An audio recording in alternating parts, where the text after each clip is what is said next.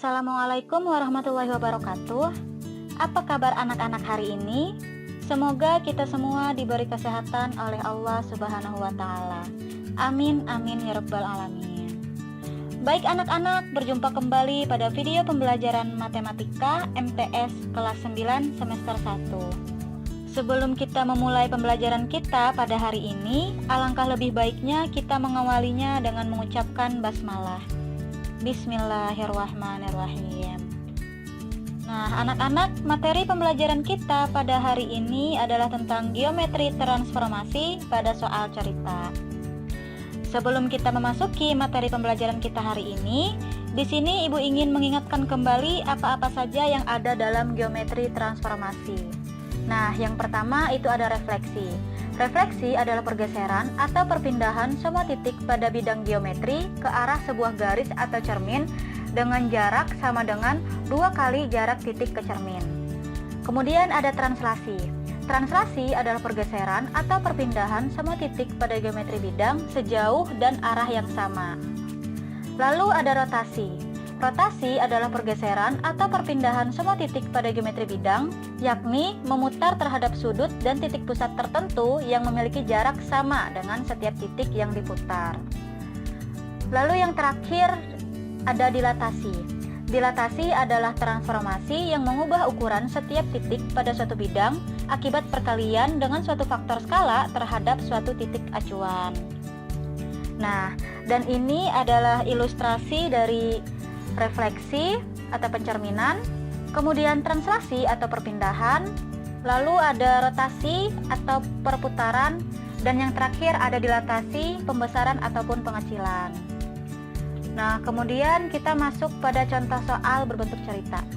Pada bulan Desember tahun 2015, terjadi kecelakaan kapal yang menyebabkan kapal tersebut hampir tenggelam.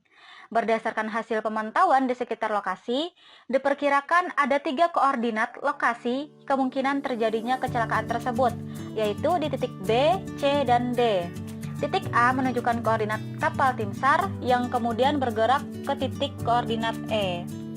Dan ini adalah gambar dari titik koordinat A, B, C, dan E. Maka A, tentukan refleksi dari titik koordinat B pada sumbu min Y.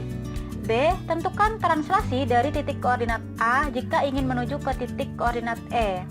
Yang C, tentukan hasil rotasi titik koordinat D pada titik pusat 0,0 sebesar 90 derajat dengan arah berlawanan jarum jam. Yang D, tentukan hasil dilatasi dari titik koordinat E pada titik pusat 0,0 dengan faktor skala 3. Maka penyelesaiannya, yang A, tentukan refleksi dari titik koordinat B pada sumbu min Y.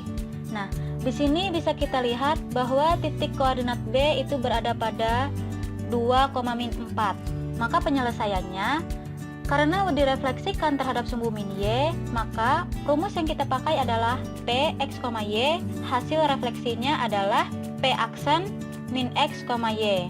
Sehingga B 2,-4, hasil refleksinya adalah B aksen min 2,-4. Kemudian yang B, tentukan translasi dari titik koordinat A jika ingin menuju ke titik koordinat E. Nah, di sini kita lihat bahwa titik koordinat A itu berada pada min 3,2 dan E itu berada pada 2,1. Nah, jika dia ditranslasi dari A ke E, maka kita hitung langkahnya persatuan.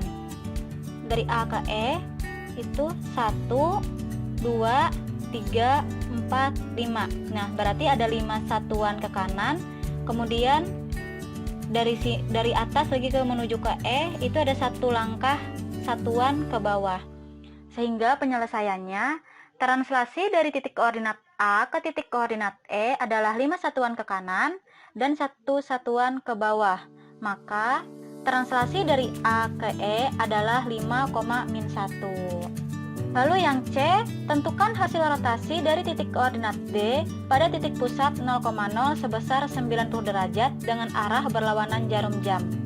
Nah, di sini kita lihat bahwa titik D itu berada pada 4,1.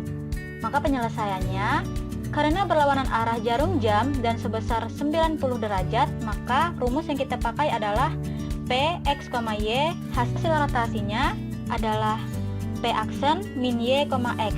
Maka D 4,1 hasil rotasinya itu adalah D aksen min 4,1.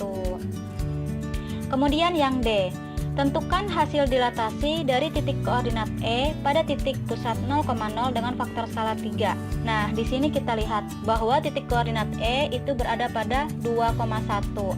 Sehingga penyelesaiannya, karena berada pada titik pusat 0,0 dan faktor skala 3, maka rumus yang kita pakai adalah P X, Y, hasil dari dilatasinya adalah P aksen K dikali X dan K dikali Y.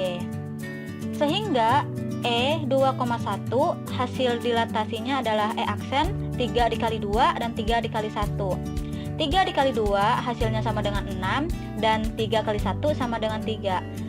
Maka E aksen 6,3.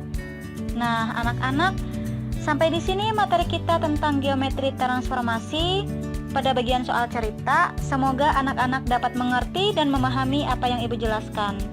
Dan untuk materi kita pada pertemuan selanjutnya itu masuk pada bab baru, yaitu kesebangunan.